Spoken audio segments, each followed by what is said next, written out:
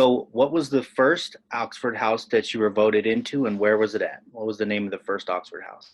I was voted into the Brentwood Oxford House in Raleigh, North Carolina, and that's the only house I've ever stayed in. To Oxford House Rita in Wichita, Kansas on March 16th of 2009. 2010. Oxford House Neum, that's Maine spelled backwards. It was a 16-man house, and it was in Hutchinson, Kansas, in Chapter 13. How was the interview? Did you get 81% or was it unanimous? I got all the votes as far as I know. That house has so many memories for me. It's where my life began. So I'm still friends with a lot of the women that were there when I was there in 1996. And it was kind of a different deal. They actually let my mom and dad sit in off to the side a little bit. And it was with Matt Griffin and Donnie Behringer. They were some of Johnny Pope, some of the other housemates. And they pulled I'm sorry you didn't get 80%, but you got 100.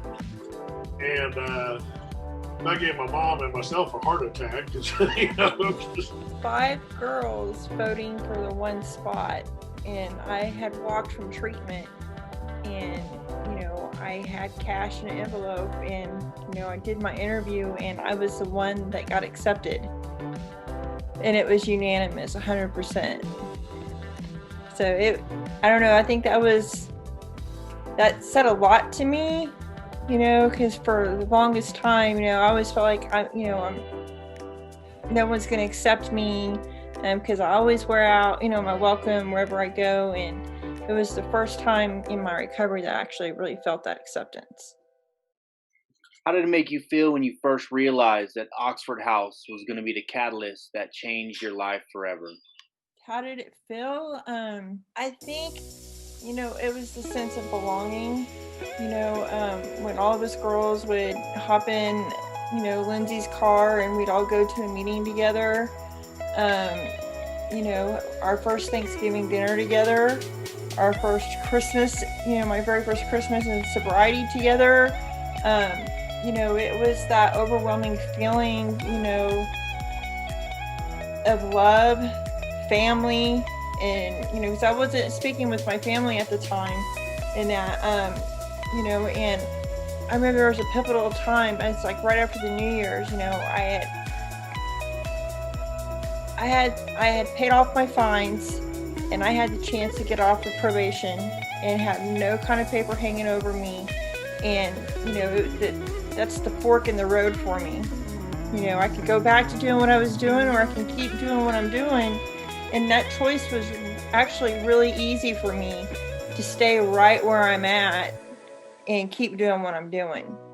Well, it took me a minute to realize it because I was in such a fog. I was trying to get in where I could fit in. And it wasn't until, I think it was like at 9 months, to be honest with you, because I'd never stayed sober for that long before. The longest I got before was a year. And this time I had a lot to lose. I wanted to save myself so that I could be with my son. It was when we were sitting at a meeting one day, and we had an outreach worker that used to make us do sharing and caring, and I hated that part because that meant I had to become vulnerable. And that's when I realized I had a group of women that were going to help me get through this no matter what if I just did not use. And that was a game changer. Like, I can do this and I don't have to do it by myself. It took a little bit of time. I knew what the basic layout of what the plan was and why I got into Oxford House. It felt good to be a part of something that somebody was actually relying on me. And that I was involved with a team of people that were involved with this chapter, that a lot of us were like-minded solution seekers. And then lo and behold, at my 6-month mark, they were wanting to open up another house, another men's house. And as soon as they asked me, I was like, I'm ready for this.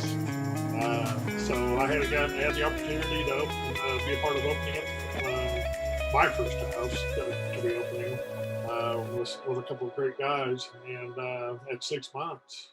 What would you tell somebody who is contemplating taking that next step in service work, or maybe even a state association position, or maybe even becoming an outreach worker? They feel like they're just not quite ready. You know, taking the next step and trying to figure out where I was in my own recovery and where I wanted to go was a big enough challenge as it was, but I had to start thinking outside the box. I had to get more involved with things on a positive note. Just do it. You know, I was that person, especially with the confidence. You know, I never felt like I had the confidence to do anything.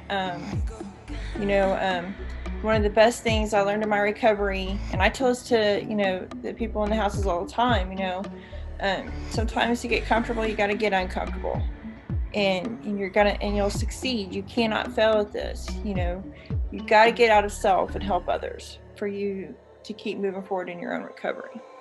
I would tell them that that's when your life before recovery as you know it changes. Like, now you're in recovery. Recovery is an action word, and you have to make a decision that that's what you want to do. But service to others, that's what I mean by that game changer. Like, I realized that it wasn't just about me. It's about helping that next person have some hope, some support. So I would tell that person, take a chance on yourself, take a chance on recovery, and serve, which is what we were put here to do. I believe the recovery community are the chosen ones, because who else can love the unlovable and help the hopeless? Us. We can do that. So yeah, and then I'd say read the manual, know it. Follow your house guidelines. Make sure your side of the street is clean first, because I can't go in someone else's house telling them that they need to remain at a zero balance when my bills are not well. I mean, down to my credit. I mean, down to owing people. You've got to pay those things. The integrity is a super important piece, because it gives you so much confidence that makes you feel good on the inside. So when you're helping others, they see that recovery glow. I tend to kind of relay back to, I knew there was something else out there bigger than myself that I wanted to be a part of. And I think that I had to face my fears and take on positions that I didn't know if I was going to make it or not, but to also understand at the same time that I had people around me that surrounded me with a lot of love and a lot of recovery, that they weren't going to let me fall. They might let me make a mistake, but that's part of the process of recovery as well, is correcting those mistakes and moving on.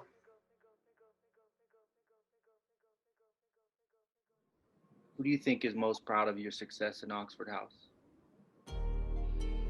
Wow. Lance, who do you think is most proud of your success that you had in Oxford House?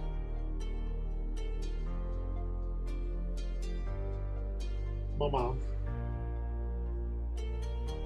Definitely my mom. Yeah. I think my son is, because once he turned 21, I told him the whole story of how I was trying to get sober when I found out I was pregnant, and how I would usually give up. Like, I got a year clean one time, and I drank a glass of wine thinking I was good to go.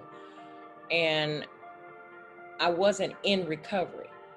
I'm telling you, my 9 months in recovery when I was in the Oxford House was more time than that entire year that I called myself staying clean. And that's all it was staying clean. So I would say my son, because he, to this day, still will give me a kiss, before he leaves from anywhere. And very protective, and that to me is a matter of respect, of trust. You know, it just warms my heart, and that's one of the reasons, you know, I wanted to be a mom, is so I could focus totally on him. He drove me nuts, but you know, that's my boy. There was time there for a few years that we didn't hardly talk. And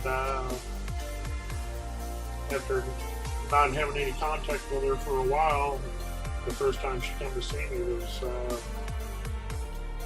the week before I was being sentenced to prison. So for her to see everything that I've gone through, put her through, put my family through, put myself through, anybody I ever loved, you know, and to see what I'm doing today, you know, I don't ask for a pat on the back. She's just really glad to have me giving back to the community and helping a lot of people that were in a situation like I was a few years back. And she's okay with me having a garage door code. You know, she's okay with trusting me. And, you know, gaining the trust of the loved ones that you hurt so bad back, that means more to me than anything. Who do I think is most proud of my success? Well, he's biased, but you know, we've been on the whole journey together, and he was actually the chapter chair when I came into Oxford House, and that's Dan Hahn. And then also James McLean. You know, I met James McLean, the Alumni Association in Wichita put on a workshop, and I think I'd only been in the house a little over a year, and they flew James McLean out, and we had this big unity dinner at the Brayburn House, and he shows up, and I remember meeting him. He just put this whole spin, and ever since then on Oxford House, and me and him have been really close ever since, and you know, I still get calls from him, you know, I'm just so proud of you, baby. You want to sing a carol, Christmas carol? We can do that. All right. You got the words to it? No, you know this one. We wish you Merry Christmas. We wish you a Merry Christmas. We wish you a Merry Christmas and a Happy New Year. I don't sing.